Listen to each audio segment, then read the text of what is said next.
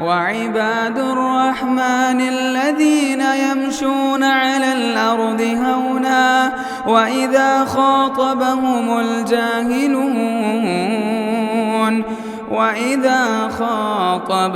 الجاهلون قالوا سلاما. السلام علیکم ورحمۃ اللہ وبرکاتہ. الحمد للہ رب العالمین والصلاة والسلام على سید الانبیاء والمرسلین نبینا محمد وعلى آلہ وصحبہ اجمعین، اما بعد. یقول اللہ سبحانہ وتعالی من یطیع الرسول فقد اطاع اللہ ومن تولی فما ارسلناک علیہم حفیظا. اللہ سبحانہ وتعالیٰ کا ارشاد ہے کہ جو آدمی رسول صلی اللہ علیہ وسلم کی اطاعت کرے گا در حقیقت اس نے اللہ کی اطاعت کی، اور جو آدمی منہ پھیر کر بھاگے گا، اے نبی ہم نے آپ کو ان کا نگہبان نہیں بنایا ہے.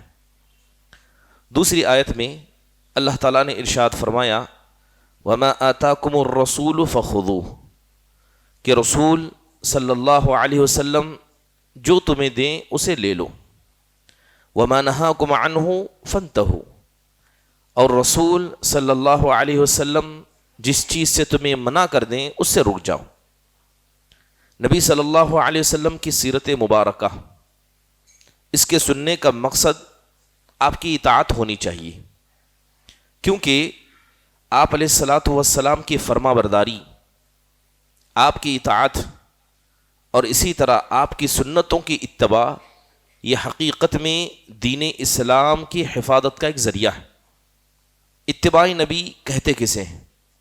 نبی صلی اللہ علیہ وسلم کی آپ اقتدا کریں، چاہے وہ مسئلہ عقیدے کا ہو، عبادت کا ہو، اخلاق کا ہو، معاشرتی زندگی کا ہو یا انفرادی زندگی کا ہو. چاہے وہ باتیں آپ نے زبان سے کہی ہو یا جن کو آپ نے کر کے دکھایا ہو یا کسی کام کو آپ نے چھوڑا ہو، ان تمام چیزوں کو اسی طریقے پر کرنا اور اس میں آدمی کا مخلص ہونا، یہ اتباع رسول صلی اللہ علیہ وسلم کہلاتا ہے. بات اگر اللہ کے نبی صلی اللہ علیہ وسلم کی اتباع اور اطاعت کی جائے تو بنیادی طور پر اس بات کو یاد رکھیں کہ کوئی بھی عمل جس طرح بغیر اخلاص کے قبول نہیں ہوتا ہے، اسی طرح اگر اس عمل کے اندر اتباع رسول نہ ہو تب بھی وہ عمل برباد ہوتا ہے. اس لیے اللہ کے نبی نے کہا من عمل عملا لیس علیہ امرنا فہو رد، کہ اگر کوئی آدمی کوئی بھی عبادت کرے اور اس عبادت میں ہمارا فیصلہ موجود نہ ہو، ہمارا طریقہ موجود نہ ہو، تو وہ عمل مردود ہے اور اس کا کوئی ثواب انسان کو دیا نہیں جاتا ہے. اس لیے امام حسن بصری رحمہ اللہ کہا کرتے لا یصح القول الا بعمل، کہ کسی بھی آدمی کی زبان کی کہی ہوئی بات بغیر عمل کے قبول نہیں ہوتی ہے، اور کوئی بھی عمل نیت کے بغیر قبول نہیں ہوتا ہے. نہ انسان کا قول، نہ اس کا فعل اور نہ اس کی نیت سنت کے بغیر قبول کی جاتی ہے.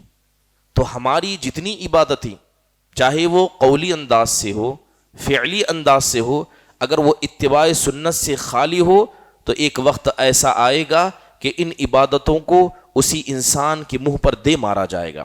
محترم حاضرین، کلمہ جسے ہم پڑھتے ہیں لا الہ الا اللہ محمد الرسول اللہ، یہ کلمہ ہی ہمیں بتاتا ہے کہ نبی صلی اللہ علیہ وسلم کی اتباع کا مقام کیا ہے.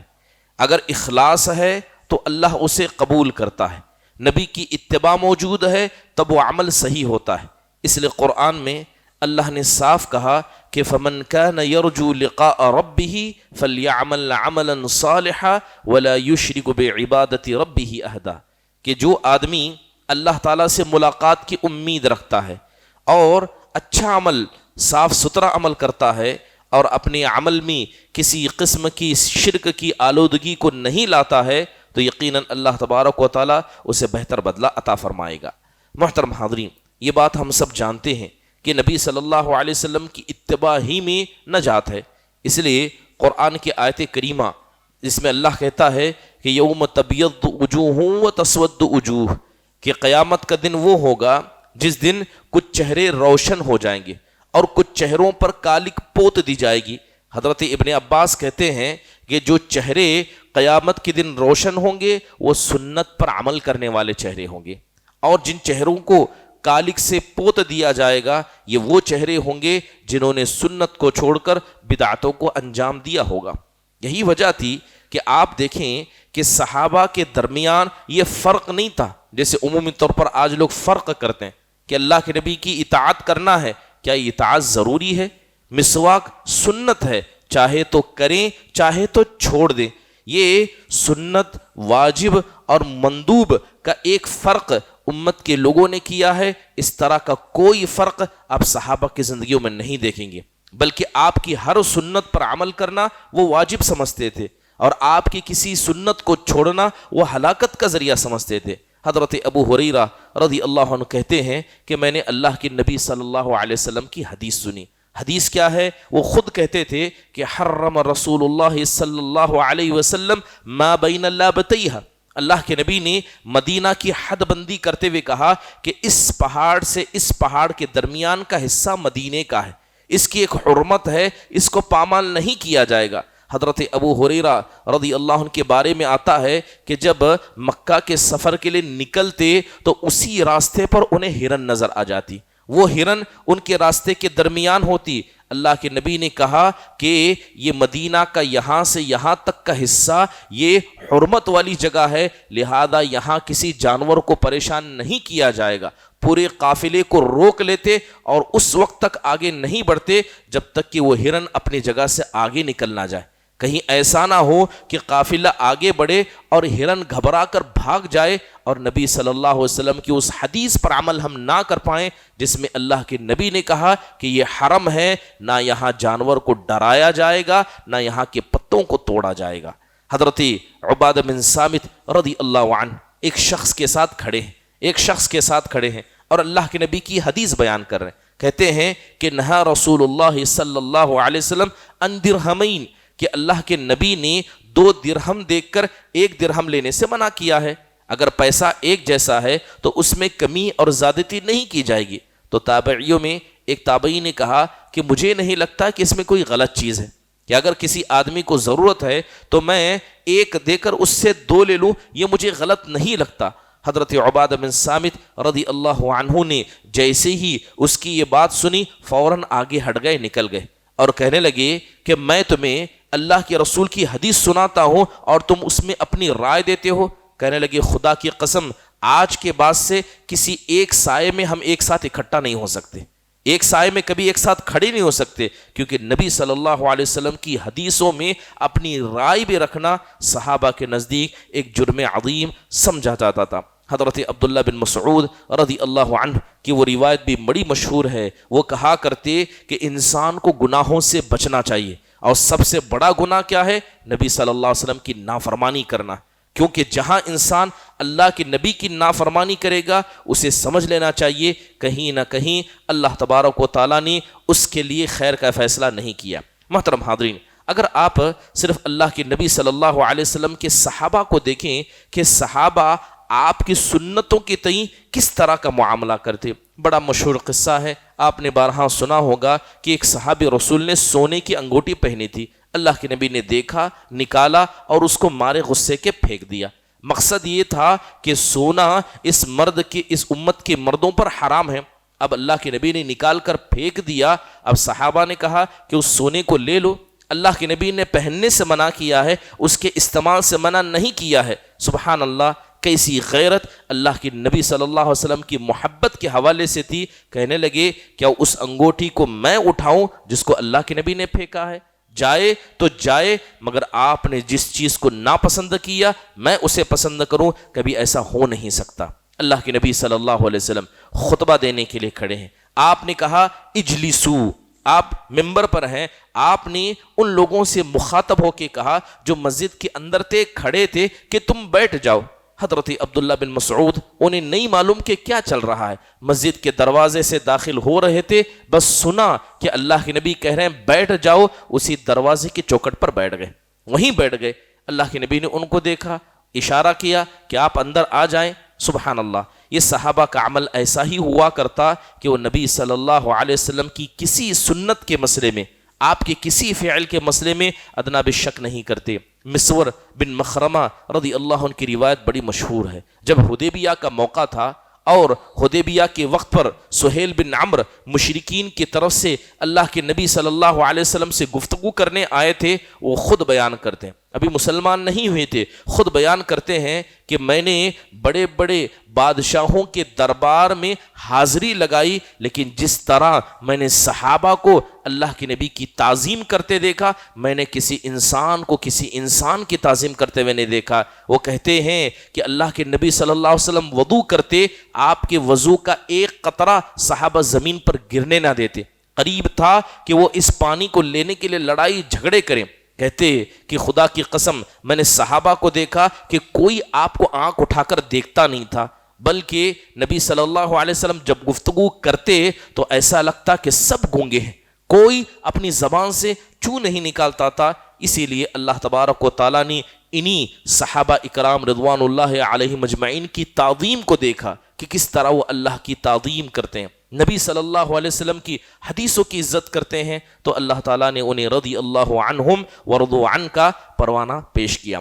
محترم حاضرین، کل کے درس میں بتایا گیا کہ حضرت عبداللہ بن ابی بن سلول کے بیٹے تھے، جب اللہ کے نبی صلی اللہ علیہ وسلم کو اس نے پریشان کیا۔ بڑا مشہور قصہ ہے کہ ایک مرتبہ اللہ کے نبی صلی اللہ علیہ وسلم دعوت کے کام سے لوٹ رہے تھے، جب مدینہ میں داخل ہو رہے تھے تو آپ گدھے پر سوار تھے، آپ کے ساتھ ایک صحابی رسول تھے، تو اللہ کے نبی نے منافقوں کے سردار کو دیکھا، اس کے ساتھیوں کو دیکھا، تو سلام کر کے وہاں سے گزر رہے تھے تو عبداللہ بن ابی بن سلول نے تانا کسا اور کہنے لگا کہ ابن ابی کبشہ کے بیٹے نے ہمیں غرد میں مبتلا کر دیا، یعنی ان کے جانے کی وجہ سے ہم کو دھول لگ گئی۔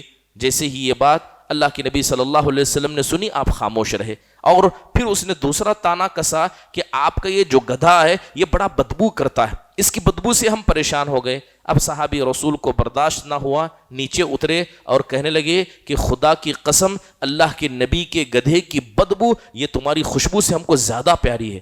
معاملہ ایسا بڑا قریب تھا کہ لڑائیاں ہو جائیں، مگر اللہ کے نبی صلی اللہ علیہ وسلم نے اس معاملے کو دبایا۔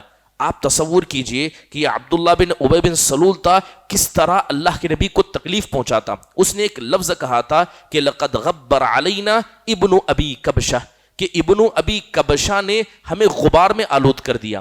اللہ کے نبی نے جواب دیتے ہوئے کہا انا النبی لا کذب انا ابن عبد المطلب، آپ نے کہا کہ میں نبی ہوں، میں جھوٹا نہیں ہوں، اور میں ابن ابی کبشہ نہیں، عبد المطلب کا بچہ ہوں۔ ابن ابی کبشہ، یہ جو ابی کبشہ تھے یہ نبی صلی اللہ علیہ وسلم کے ناناؤں میں سے تھے، تو آپ کے دادا عبد المطلب مشہور تھے، اس نے اللہ کے نبی کے مشہور دادا کو چھوڑ کر غیر مشہور نانا کا نام لیا تاکہ آپ کی شخصیت کو دبایا جائے۔ تو اللہ کے نبی صلی اللہ علیہ وسلم نے اس کا جواب دیتے ہوئے کہا کہ مجھے ابن ابی کبشہ کا بیٹا نہ کہو، میں عبد المطلب کی اولاد میں سے ہوں۔ غزوہ بدر کا موقع تھا، آپ دیکھیں کہ صحابہ اکرام نبی صلی اللہ علیہ وسلم کی اطاعت کا جذبہ کیسے رکھتے تھے۔ آپ صلی اللہ علیہ وسلم کے پاس تلوار تھی، آپ نے کہا کہ کون ہے جو مجھ سے اس تلوار کو لے گا؟ صحابہ اکرام نے ہاتھ اٹھایا، کہا کہ ہم لیں گے۔ سارے صحابہ نے ہاتھ آگے بڑھایا، لیکن دوسرا جملہ آپ نے کہا کہ کون ہے جو مجھ سے اس کو حق کے ساتھ لے گا؟ سارے ہاتھ نیچے ہو گئے۔ ایک صحابی جن کا نام ابو دجانہ رضی اللہ عنہ تھا، کہا کہ اے اللہ کے نبی میں اس کو اس کے حق کے ساتھ لوں گا۔ کہا جاتا ہے کہ جب انہوں نے اللہ کے نبی سے اس تلوار کو لیا تھا، کئی مشرکین کی صفوں کو پلٹ دیا تھا، یعنی پوری کی پوری صفوں کو انہوں نے نیچے گرا دیا تھا۔ لہذا ضروری ہے کہ جب بات نبی صلی اللہ علیہ وسلم کی اطاعت کی جائے، انسان کبھی یہ نہ دیکھے کہ کیا یہ کرنا واجب ہے، کیا یہ سنت نہیں ہے، اگر اس کو چھوڑ دیا جائے تو کیا حرج نہیں ہے، کیونکہ صحابہ اکرام نے جب اللہ کے نبی کے احادیث کی تعظیم کی، یہ چیز اللہ کو بڑی پسند آئی۔ اس لیے سفیان الثوری رحمہ اللہ کہا کرتے ان استطعت الا تحک رأسک الا باثر فافعل، کہتے کہ اگر تمہیں سر بھی کھجانا ہو تو دیکھو کہ طریقے صحابہ سے کوئی اثر ملتا ہے، کیا کوئی طریقہ ملتا ہے، لہذا اس کو اپناؤ، یقیناً یہ چیز تمہیں نصیحت کرے گی، تمہیں فائدہ دے گی۔ حضرت جریر بن عبداللہ البجلی رضی اللہ عنہ بڑی خوبصورت صحابہ میں سے تھے، وہ کہتے ہیں کہ اللہ کے نبی صلی اللہ علیہ وسلم کے ہاتھ پر ہم نے بیعت کی، کہا کہ جس طرح ہم اپنی نفس کے ساتھ خیر خواہی کرتے ہیں ہر مسلمان کے ساتھ خیر خواہی کریں گے، سب کے ساتھ اچھا برتاؤ کریں گے۔ ایک مرتبہ انہوں نے اپنے غلام کو 300 درہم دیے، بعض روایتوں کے مطابق آتا ہے کہ زیادہ دیے، اور کہا کہ مجھے اللہ کی راہ میں لڑنے جانا ہے تو ایک بہترین گھوڑا چاہیے۔ وہ غلام نصرانی تھا، بڑا چالاک تھا، گیا اور مارکیٹ سے بہترین گھوڑا خرید کر لایا۔ جب گھوڑا لا کر حضرت جریر کے سامنے پیش کیا تو حضرت جریر بن عبداللہ نے پوچھا کتنا میں خریدا؟ کہا کہ 300 میں۔ تو کہا کیا اس کسی مسلمان سے خریدا ہے؟ کہا کہ ہاں مسلمان سے خریدا ہے۔ تو حضرت جریر نے کہا کہ جاؤ اس کو بلا کر لے آؤ۔ لہذا گئے تو دیکھا کہ وہ ایک اعرابی شخص تھا، ایک بدو تھا، مسلمان تھا۔ تو حضرت جریر نے کہا کہ اس گھوڑے کو تم نے کتنے میں بیچا؟ کہا کہ 300 میں بیچا ہے۔ تو حضرت جریر کہتے ہیں کہ اس گھوڑے کی قیمت اس سے زیادہ ہے، تم نے میرے غلام کو جو 300 بیچا ہے اس سے زیادہ ہے، اگر میں 300 کے بجائے 400 دوں گا تو لے لو گے؟ کہا کہ ضرور قبول کروں گا۔ کہنے لگے کہ نہیں، 4 سے زیادہ اس کی قیمت ہے، اگر 500 میں دوں؟ کہا تو ہاں۔ کہا 600 میں دوں؟ کہا تو ہاں۔ آخرکار 800 درہم حضرت جریر نے دیے اور کہا کہ یہ گھوڑا اسی کے لائق ہے۔